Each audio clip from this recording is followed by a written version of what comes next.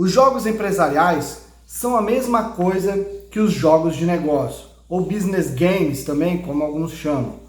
E eles consistem numa prática em que você simula uma situação real, então você faz uma simulação e nessa simulação as pessoas, os participantes, os jogadores, têm que tomar decisões. E por causa disso, os jogos empresariais são uma estratégia adotada por muitas organizações para treinar seus colaboradores, porque durante o jogo eles acabam aprendendo algumas formas de se resolver problemas que serão úteis ao longo da sua trajetória empresarial. Então, por meio de um jogo empresarial, você consegue analisar as consequências de uma tomada de decisão e rever a rota para quando ocorrer na vida real situações como as que foram simuladas, né? Então você consegue fazer várias formas de simulação de jogos empresariais. Quando que surgem então os jogos empresariais?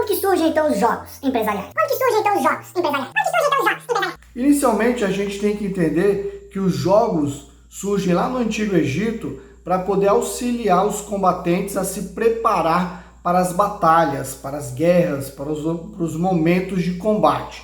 Então, é aí que você começa a ver a aplicação dos jogos. Aliás, o xadrez, aquele jogo que tem a rainha, o rei, a torre, o cavalo, o peão, o bispo. Esse jogo também ele é uma simulação de um ambiente de ataque e defesa e que ajuda a trazer um pensamento estratégico.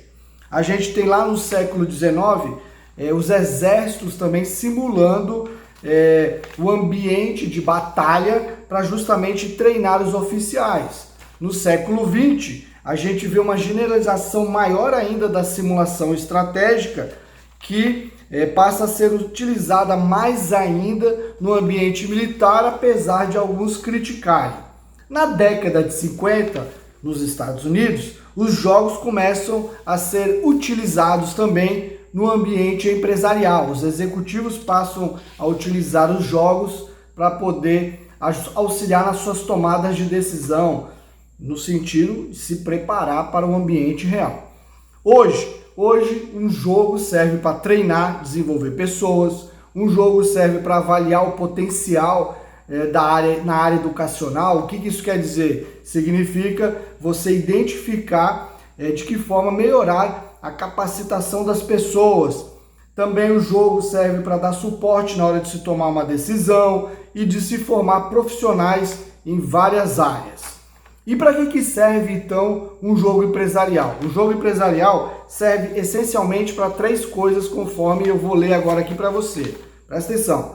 O jogo serve para aumentar o conhecimento, ou seja, a pessoa vai ter mais informação, vai integrar esses conhecimentos e resgatar aquilo que ele já aprendeu anteriormente. Desenvolve habilidades, ou seja, como ele vai jogar e vai repetir alguns comportamentos, ele vai ter esse desenvolvimento da sua habilidade. E também permite fixar algumas atitudes, porque você traz do ambiente do conhecimento teórico para o exercício prático diante de um cenário fictício, de um cenário que simula uma realidade. Como é que funciona então o jogo? Como é que você faz a preparação de um jogo? Primeiro, você define qual é a sua meta de aprendizado por meio do jogo. Então, as pessoas que vão participar, o que você quer que elas aprendam.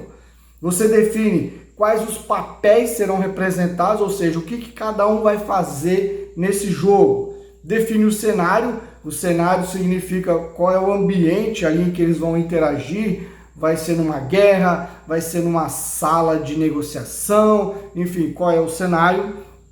Você pode definir uma competição ou não nesse ambiente do jogo, né? Então o jogo pode ser com o objetivo de alguém ganhar, ou não necessariamente com um vencedor. Você pode definir o grau de interação entre as pessoas, né? Então alguns vão interagir mais com outros, dependendo do desenho do seu jogo. Pode-se ter ganhadores, perdedores, após a realização do jogo. Definições claras e regras claras para todos os jogadores, até mesmo para ter a definição de quem ganhou ou não, se houver vencedores. até porque com essas regras você vai trabalhar depois a percepção em relação ao que se entendeu em relação ao jogo, e também o jogo permite, ele tem como funcionalidade, ou ele potencializa o registro das experiências em que as pessoas vivenciaram ao longo do jogo. O que isso quer dizer? Quer dizer o seguinte, que por meio do jogo as pessoas vão vivenciar as situações, vão ter experiências, e é possível você registrar essas experiências ou os próprios jogadores para posteriormente se trabalhar em um CAV. E o que é o CAV? O CAV é o ciclo de aprendizagem vivencial. E o que significa esse ciclo de aprendizagem vivencial? O ciclo de aprendizagem vivencial nada mais é do que um processo de ensino adotado na andragogia. E o que é a andragogia?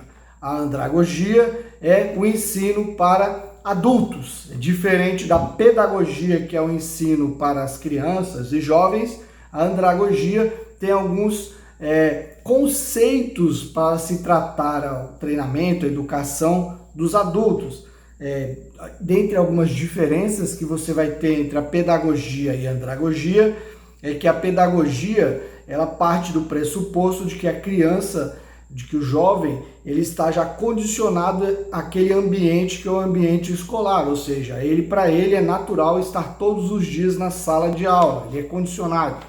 Já um adulto, quando ele vai para uma sala de aula, ele não é condicionado, ele vai por livre escolha, sendo que ele busca naquele aprendizado no seu treinamento, seu curso, ou por meio do jogo, que é essa a ideia do jogo, de você estimular um aprendizado, e como a pessoa está vivenciando um ambiente de forma lúdica, ele às vezes nem percebe, e depois ele percebe com a etapa do CAV, o porquê de estar naquele jogo e entender a aplicação daquilo.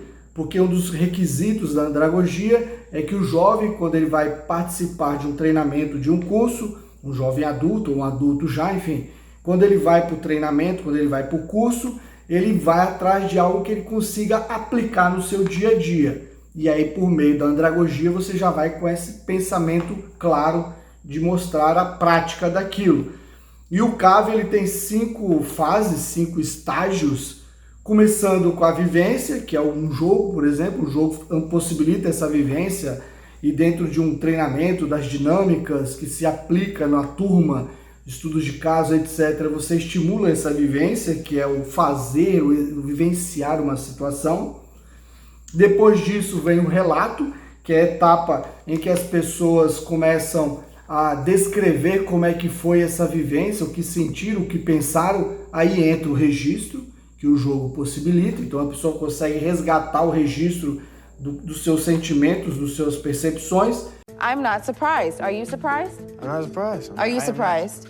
Depois vem o processamento, em que o grupo de participantes do treinamento, do curso, começa a tratar em cima do que eles vivenciaram e da aplicação daquilo que eles vivenciaram no seu ambiente profissional, de vida e etc.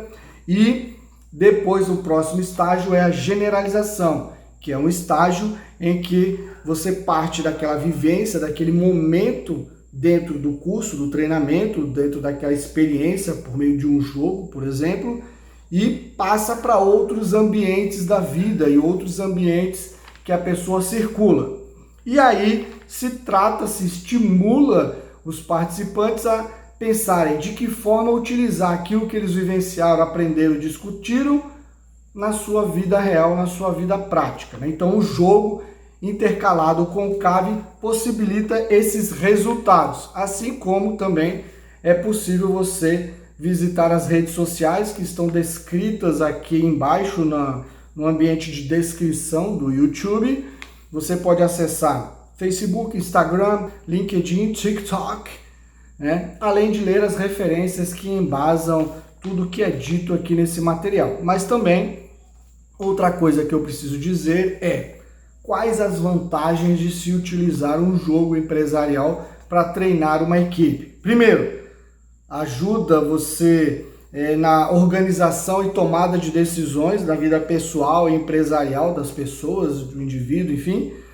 facilita o aprendizado, o primeiro jogo é mais fácil aprender, aplica a teoria do que está sendo discutido, trabalha-se em equipe, busca-se a interatividade entre as pessoas, porque no jogo você vai interagindo, você tem o aspecto da diversão, as pessoas brincam, se divertem, vão aprendendo por meio desse ambiente lúdico. Complexidade você utiliza num jogo, porque as pessoas vão ter variáveis, situações diferentes, e diante dessas situações diferentes, elas vão ter que tomar as suas decisões. Você consegue a reflexão também, é uma outra vantagem que o jogo possibilita, bem como também a possibilidade de se aplicar online ou offline. O que isso quer dizer? Você pode ter um jogo em que as pessoas participam fisicamente numa mesa, numa sala, num ambiente presencial, como pode ser um jogo online que você entra, loga e joga com outras pessoas, ou apenas com uma máquina, né? Porque você joga sozinho no computador e vai aprendendo e entendendo uma situação. Então, essas são as vantagens de um jogo empresarial. Espero que você tenha gostado, que você utilize na sua empresa ou estimule a sua empresa a utilizar para poder tornar o aprendizado mais lúdico e agradável. E destaco que estamos aqui a cada vez mais trazendo esses conteúdos para você poder utilizar nas tomadas de decisões e no seu dia a dia. Até breve.